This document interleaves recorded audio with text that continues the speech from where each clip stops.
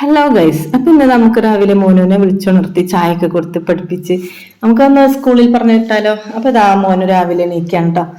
നല്ല ഉറക്കായിരുന്നു കേട്ടോ. എന്നെ വീഡിയോ എടുക്കണം കണ്ടിട്ട് അയ്യടാ അവന് കുറച്ച് നാണം വന്നിട്ടാ.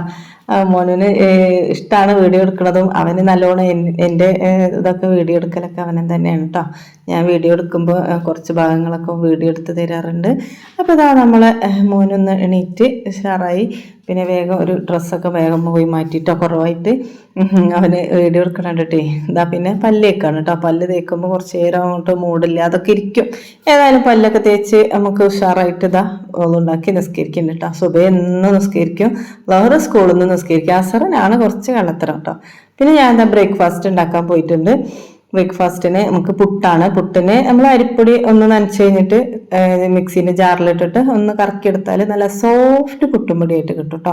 അപ്പം ഞാൻ അങ്ങനെ ചെയ്യാറുണ്ട്. ഇപ്പോൾ ചിലപ്പോൾ പുട്ടുംപൊടി നമ്മൾ വാങ്ങിയിട്ടില്ലെങ്കിൽ ഇതിങ്ങനെയാണ് ചെയ്യാറ് കേട്ടോ. അപ്പം നല്ല സോഫ്റ്റ് ആയിട്ട് കിട്ടും കേട്ടോ. അടിപൊളി പുട്ടുംപൊടിയാണ്.